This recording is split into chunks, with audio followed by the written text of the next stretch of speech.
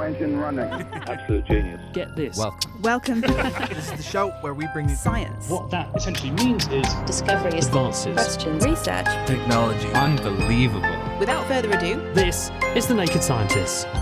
Hello, welcome to The Naked Scientists. This is the podcast where we bring you the biggest breakthroughs in science, technology and medicine. I'm Chris Smith. Coming up, the first new treatment for asthma attacks in over half a century. The doctors behind it say it's potentially game-changing. Plus, the International Space Station has sprung a leak and sparked a diplomatic spat. We'll hear where and why. And Antarctica's first amber confirms theories that the frozen south was once a lush tropical rainforest. From Cambridge University's Institute of Continuing Education, this is The Naked Scientists.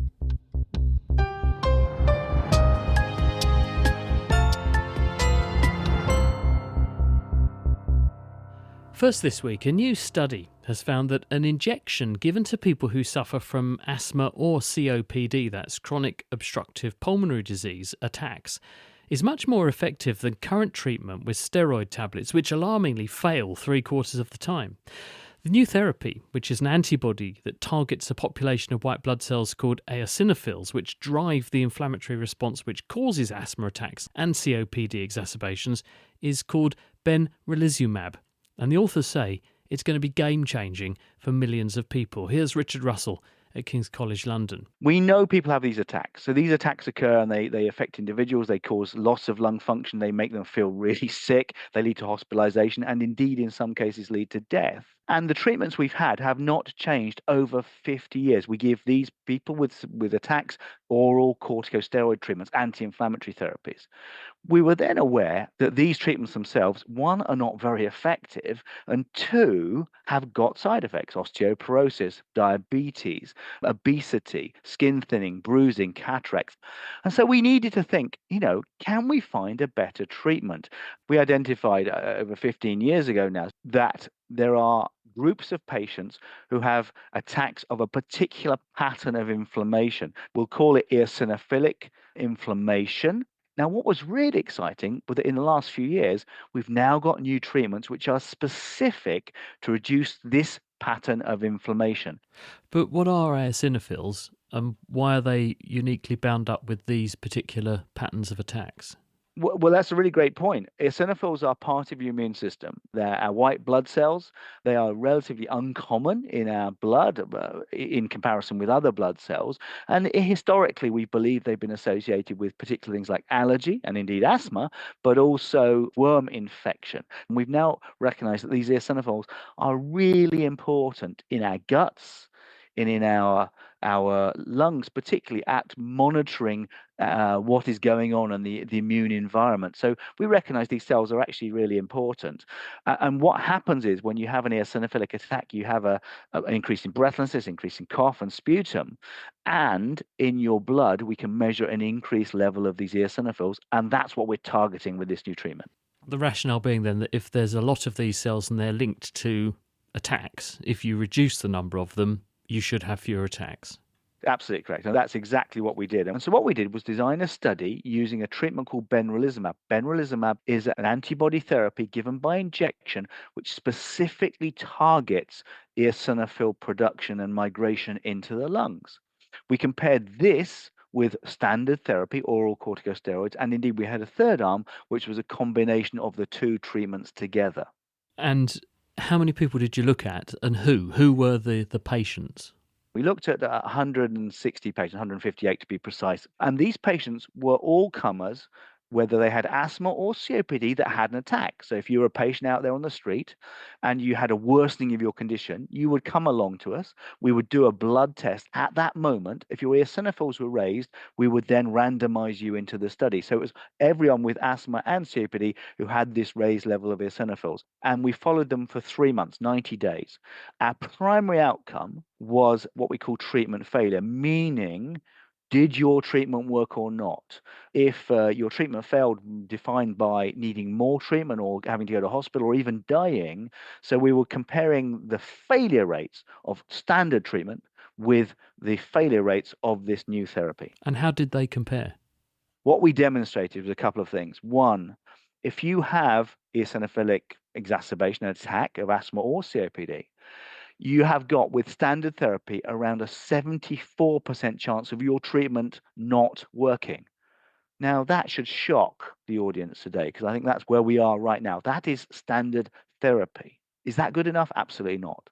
But what we demonstrated, that with the new therapy, we were able to reduce that rate to around 44%, which is a 74% reduction in treatment failure. Is it practical and is it cost effective? Because that's the thing. That, NICE are very, very keen on making sure that we have drugs that might work, but if they don't work well enough to return a good bang for their buck, they won't say we can use them. So where do we sit on that line? That's a really great. There's 2 points there. Let me put the first one to bed first. Is it practical? Yes, absolutely is. We have technology which can allow for point of care testing of your blood with an answer within seconds, if not a couple of minutes. And that is available right now. And indeed, our standard therapies in hospital can give you, standard treatments in hospital can give you a blood result within a few minutes. So it is absolutely practical. The injections are given, can even be given by the patient themselves, but certainly are very, very easy to administer. And the side effect profile is extremely good. So we've got experience with these over time. So the practicality, I think, gets a big tick. Absolutely. Cost effectiveness, much more difficult. Steroids are very cheap, but hold on. Steroids fail 75% of the time. So what the heck are we doing with this? And we're exposing people to side effects and risk. So we need to do a bigger study, a phase 3, larger scale, multinational study, and then we can then do some cost-effective analysis, which will make the argument, I would hope, to use these treatments. This is a one-off treatment, not recurrent treatment. And if you end up being admitted to hospital, or even worse, you end up being admitted to intensive care, you're looking at a cost of £2, £3, £4, £5,000 a day. This treatment costs around £1,000. So although it is expensive, if it saves intensive care and even death, that will end up being cost effective. Exciting stuff. Richard Russell there, and that study he was talking about has just been published in the Lancet Respiratory Medicine. The International Space Station has been a great source of collaboration between NASA and Roscosmos, the Russian space agency, for decades. But the extent of a 5-year-old leak, as it turns out, on board the ISS has put Washington and Moscow at loggerheads up in space as well as here on Earth. Here's Richard Hollingham from the Space Boffins on what we know about the situation. Chris, it's months or years old, and no one quite knows exactly where it is or what caused it. It could be around the welds in the structure of this section of the space station, or it could just be in the integrity of the metal as well. And this section, it connects the Russian spacecraft to the station itself. So they have this little tunnel. You have the Progress freighters, which are like uncrewed spacecraft, dock with the station. They go into this tunnel to get all the stuff out, and they put all the rubbish in, and they send the freighter back to burn up in the Earth's atmosphere. So it's quite a crucial module, but right now they can close the door. So although it's leaking, it's not affecting the integrity of the rest of the station. What's the scale of the leak? How much are they actually losing in gas terms? It's really not a huge amount. It's not like there's a hiss of air going out. It's just a gentle leak over time, like a slow puncture, I guess, on a car or a bike. But, I mean, this module is really old. This has been in space since the year 2000. These were actually built before then. So it's really getting on in years. It's got this harsh environment. It's got pretty much constant bombardment by micrometeoroids, little tiny space rocks, the risk of space debris also hitting the station too. It's reaching the end of its life. And it looks like this is the first section to really be showing that. But, I mean, it could have happened to another part of the station as well. And when you look at the actual fabric, so the basic whole structure of the station, I mean, this is not thick metal. This is really centimeters thick. It's not a massive structure because, you've got to launch it into space, and then it doesn't have to be particularly thick once it's in space. But that does mean any leaks or any welds, anything like that, are going to deteriorate over time. And why are NASA and Roscosmos having argy-bargy about it? Russia never seems to admit a problem with its side of the space station or with any of its space program. I mean, we see this on the ground, of course, as well. Very thin-skinned, I would say, would be the senior officials of the Russian space program. I mean, I do think it's extraordinary that if you think about it, 400 kilometers above our heads on the International Space Station, the Americans and the Russians are cooperating. Meanwhile, on the ground, there's a proxy war between NATO and Russia in Ukraine. So I think it's almost extraordinary that they've been cooperating for so long, but there's just this constant pushback on things. Meanwhile, in space, actually, the crew get on really, really well because they're in this harsh environment. Everything's safety critical. They have to get on well. They're all astronauts. So what happens if they just carry on rubbing along as they are and they don't fix this? It'll probably be fine until it's not. That's the problem with these things, particularly as they haven't actually identified what the specific problem is, where the leak is. So all the time now they're closing the door to this section of the space station. If the leak gets worse, they will have to close that door permanently. And if that happens, that means they will not be able to dock the Progress cargo spacecraft to the station. They'll be then solely, really, probably relying on the American SpaceX. So they need to fix it. They need to find the leak and fix it, or decide, well, is it fixable? Is there a pinprick there? Is there a failed weld? Or is this something they're going to have to live with? If it is a faulty weld and there was some sort of knock to that, or it suddenly gave, then you are in a potentially very dangerous situation if that hatch is open. I mean, really, they've got to keep the space station alive, working for another 6 years or so. That's the plan at the moment, till 2030, which means this stuff has got to limp on. It would have been in space operating with people on board for 30 years. I mean, that is extraordinary. Can you repair stuff in space in the same way as if that was a blow-up boat on the ocean, you'd put a patch on it, wouldn't you? So is that sort of thing feasible in space? Yeah, exactly the same. So in the past, when there was the Mir space station, you may remember in its sort of dying days, there was a massive collision with a cargo module when it hit the space station. That was a catastrophic loss of air, with the crew having to really, just shut the hatches to stop it. They went outside, they repaired it. I mean, yeah, you can use tape. There's a lot of tape used on the space station to hold stuff to walls and things. You could just stick some tape over it. It will be absolutely fine. So it is fixable. The issue seems to be with this particular leak is they don't know exactly where it is or what it is. And no one seems to be investigating to find that. Richard Hollingham from the Space Boffins there. The Naked Scientists podcast is produced in association with Spitfire, cost-effective voice, internet and IP engineering services for UK businesses. Find out how Spitfire can empower your company at spitfire.co.uk. Music in the programme is sponsored by Epidemic Sound, perfect music for audio and video productions. This is the Naked Scientists podcast with me, Chris Smith, and still to come, we'll hear from the team who've discovered fossilised tree resin, otherwise known as amber, down in Antarctica. What are the implications of what they've discovered? But first, researchers say that they've found the 1.5 million year old crisscrossing footprints of two different species of early human ancestors preserved in mud at the same spot in Kenya. Now, nearly half a century ago, in the same geography, roughly, the famous British paleoanthropologist Mary Leakey made a similar discovery of footprints dating back over 3.5 million years. Now, those footprints were some of the strongest evidence at the time that those ancestors that made them walked on 2 feet. Well, now, the international team who've made the new discovery, which also actually includes one of Mary Leakey's descendants, say that their findings prove that at least 2 different ancient hominin species were near neighbours and possibly even friends. Who knows? Here's Craig Feibel at Rutgers University.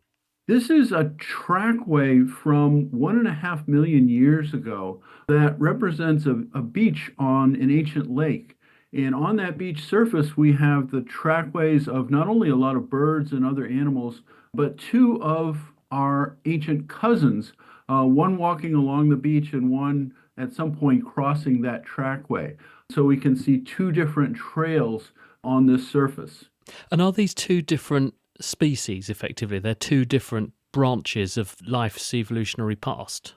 For the first time, I think we can actually distinguish individual footprints and begin to tell that at least they're different, that there are two different forms here. And so we can tell them apart. And that's really the novelty of this particular discovery, I think, that we can recognize that they're in the same place, maybe not at exactly the same time, but that they passed across the same beach, probably within a few hours or a couple days of each other. And what were the two, you're calling them cousins, but what were the two groups that you think made these footprints? One of them is the lineage that leads directly to us, so our direct ancestor. And that would have looked very much, I think, as we do today, a very sort of long-bodied, tall form. But the other cousin was very, very different. It was a shorter, stouter, more robustly built cousin. And perhaps the main distinction between the two is that we think our ancestors were already into scavenging for meat and marrow, and having sort of an omnivore's diet, whereas this other stockier cousin was perhaps still more of a vegetarian. We often think of the timeline of evolution as one thing turns into the next, turns into the next. But what this is saying is actually something quite different, which is something we've suspected, that these things were all going on and around in an overlapping way. They were around simultaneously. It's like nature was doing an experiment with lots of different forms alongside each other.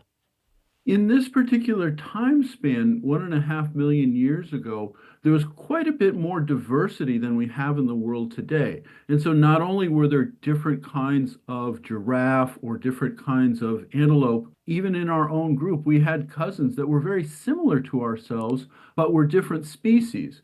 And today we're the only surviving species, but we had a number of these cousins who have all gone extinct over time. How did you find these footprints? Where are they? And how do you know, just on the basis of a footprint, that one is Homo, our lineage, and the other is this other group, which are a bit stockier, a bit shorter, and into eating vegetables and so on? The footprints are found in northern Kenya, up towards the Ethiopian border, on the eastern side of Lake Turkana. They're in deposits that represent an ancient lake where a river was coming in near the shoreline of the lake. So that would have been the setting for this particular several days of fossil record. A number of different birds and animals were wandering along the beach, and all of their tracks are preserved on this surface. Footprints preserve very nicely in damp sediment, and that's part of the story here. They're very, very nicely formed in the soft sediment, and then a nearby river gently washed in sand that buried them and preserved them to the present day. And that enables you, with the detail you've got there, to say, well, these are definitely the footprints of one group and these are definitely the footprints of the other. That was the surprise in this discovery, and in part the technology and our understanding of feet and how feet operate, sort of the locomotion of human ancestors, has advanced a lot, so that looking at the details of these feet, it was very apparent that there were two different ways of walking here, two different kinds of getting across the landscape, and that made these two sets of footprints quite distinctive.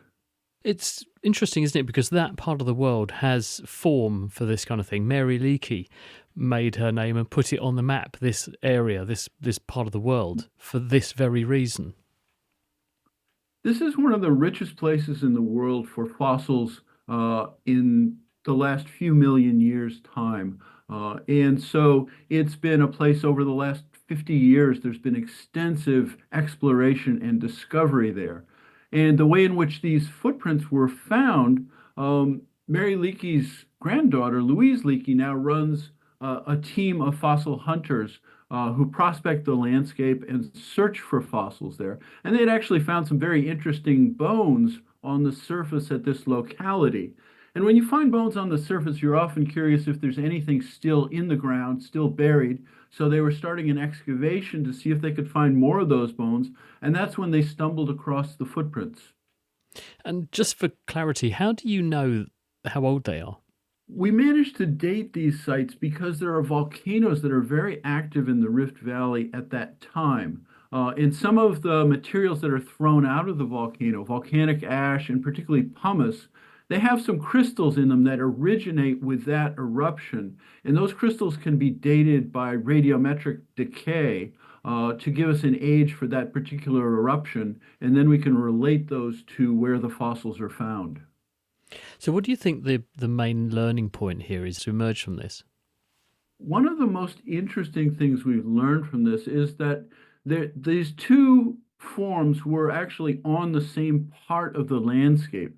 And the problem has been that when we find the fossil bones, they're not always in the place that the animal lived. Bones can be transported by water or often carried by a carnivore or a scavenger. And so we knew there were two different species present, but we really had no idea if they would have ever encountered each other on a given day. And this tells us that they're very much in the same space. Were they friends or were they enemies, do you think? It's very hard to say. They probably recognized each other as we recognize, any other animal on the landscape. They may have seen the similarities, but they were probably very different in their life ways, not competing with each other, and so probably less likely to have interacted very actively. Amazing that, isn't it? Footsteps dating back over 1.5 million years. Craig Freiball there, he's at Rutgers University, and those observations have just been published in the journal Science.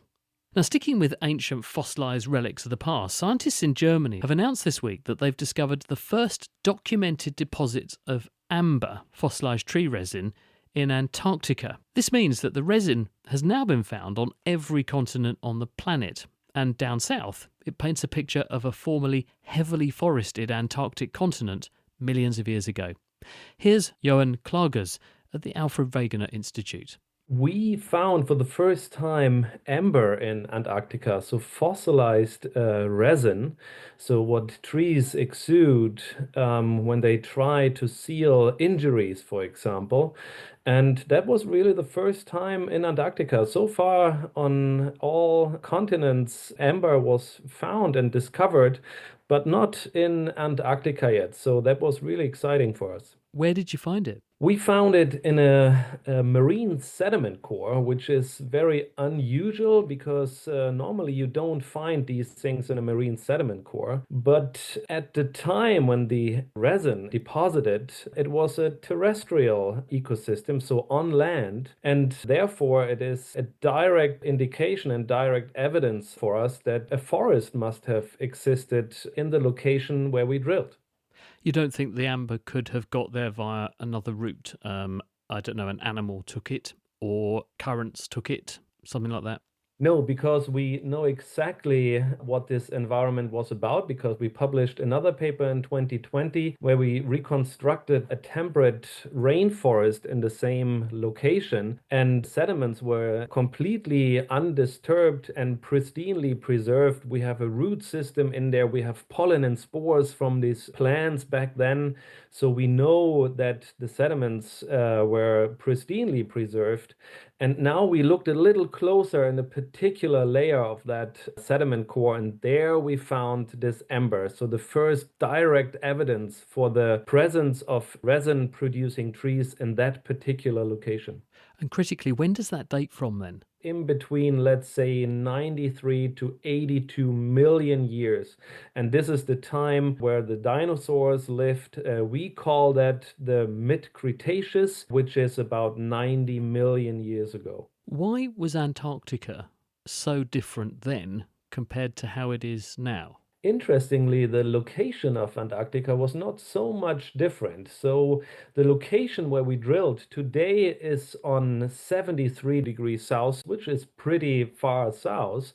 But back then it was on 82 degrees south, so only 900 kilometers away from the South Pole. But, and this is a big but, the continent of Antarctica was still connected to the other continents in the southern hemisphere. So South America, South Africa, and also Australia and New Zealand. So there were land connections in between those continents, and it was the final breakup of those continents from Antarctica. So the final days of the supercontinent, and we call that Gondwana, and that was about 90 million years ago. Why, though, is it now so cold? And back then it was much warmer, despite being in the same geographical position and warm enough to sustain a big rainforest? That is a very good question, and we know exactly why that is. Because the continents were connected back then, also ocean currents and atmospheric currents, so winds, were able to reach the Antarctic continent and transport warm water and air masses towards the continent much further south than it can be done today. And if you go back further in time, so to a time window 34 million years before today, then we had a time where those continents, so South America, Africa, and Australia, were already very far away because of continental drift from Antarctica. And therefore, an ocean current could evolve in between Antarctica and the other currents. And we know that today as the circumpolar Antarctic current. And not only that, also at this time, 34 million years ago, the CO2 content globally in the atmosphere dropped significantly. And those two things together, and they are of course also connected, those things, they led to a significant cooling of the entire planet. If Antarctica was connected to these other continents to create not just those climate effects, but also to allow other things to get there, does that mean there were animals down there as well then, in much greater profusion than just the very specialist species that we see today? Yeah, definitely. So from the Antarctic Peninsula, for example, we have many evidence for the presence of, for example, dinosaurs. We also have evidence for insects and also frogs, for example, that a little bit later in the Eocene. But still, it must have been a very diverse environment down there. And just imagine, on 82 degrees south, we had a temperate rainforest environment that could survive in those conditions, even though we also back then, of course, had almost 4 months total darkness because of the polar night. Absolutely fascinating. Johan Klages there from the Alfred Wegener Institute, and those findings he was talking about have just been published in the journal Nature. Well, now it's time for Question of the Week, and this time James Titko is burrowing into the world of parasites in a bid to answer this one from listener Kate. I'm a first-year student at Medical University and studying parasitology, and my question is, how do parasites understand that they have fallen into a host and that they reach their final or intermediate host? Thanks, Kate. Parasites are organisms that live in or on other organisms. These freeloaders are dependent on their hosts for their survival, causing harm to benefit themselves and offering nothing in return. That's why they have to come up with all sorts of tricks to evade the immune systems of their hosts, developed over generations of coevolution. You're right to point out, Kate, that often they can go on some extremely complicated journeys to reach what's known as their primary or definitive hosts, where they will become adults and reproduce. Here to tell us more about some of them is Professor of Parasitology at the University of Cambridge, Catherine Merrick. Thanks, James. There are at least 2 primary sets of cues that parasites rely on to know that they're in the right place. The first of those is the general environment, factors like temperature and pH and so on. For example, many food and waterborne parasites have a resistant cyst form that survives in the soil or the water for weeks or months, shielding them from damage. And those cysts only emerge and replicate when they get chemical signals from the host's gut, like the low pH of stomach acid or bile salts in the small intestine, which prompt the parasite to activate. Now, notable examples of this include Cryptosporidium, which caused that major diarrheal disease outbreak in Devon just this summer, and Toxoplasma, one of our most common parasites, which is spread through cysts that are found in cat feces. So that's gut-dwelling parasites, but another common signal is temperature. For example, the reproductive cells of malaria parasites only transform and mate very rapidly when the temperature drops from the human body's typical 37 degrees to the 20 degrees or so that tells them they're inside their definitive host, the mosquito. This is what we're competing with in the biological arms race against malaria. Research has also shown that malaria parasites will sync up with our own body clocks to help their development, another part of their ingenious life cycle. The second set of cues are more specific interactions with the host itself. Malaria parasites, which I mentioned earlier, is also interesting here. Many host species can get malaria, lizards, mice, humans, but the parasites of mice can't invade human blood cells and vice versa. That specificity is due to the interaction between proteins on the surface of the red blood cells and those of the parasite. Without the precise match, the parasite can't invade. And those specific interactions are of great interest, of course, particularly as potential targets for vaccines. Indeed, the World Health Organization recently approved a new malaria vaccine that works by injecting malaria proteins into the bloodstream along with an adjuvant to kickstart the body's immune system. This process leads the body to develop antibodies so it's ready for next time it comes across this specific protein related to the malaria parasite. Thanks so much to Catherine Merrick, Professor of Parasitology at the University of Cambridge, for helping with that one. Next time, we'll be answering this question from David. When we look at pictures of the night sky, we see plenty of galaxies as well as stars. How long does it take to create a galaxy? And we'll look forward to joining James for a bit of stargazing next time. Meanwhile, if you think you know the answer to that question, or you have an inquiry of your own that you'd like us to dig into for you, why not send it over? It's chris@thenakedscientist.com. That is all we have time for on this episode, but do join us on Tuesday because James Titko is going to be looking at OCD, Obsessive Compulsive Disorder. What is it and how can we treat it? The Naked Scientist comes to you from the University of Cambridge's Institute of Continuing Education. It is supported by Rolls-Royce. I'm Chris Smith. Thanks for listening. And until next time, goodbye.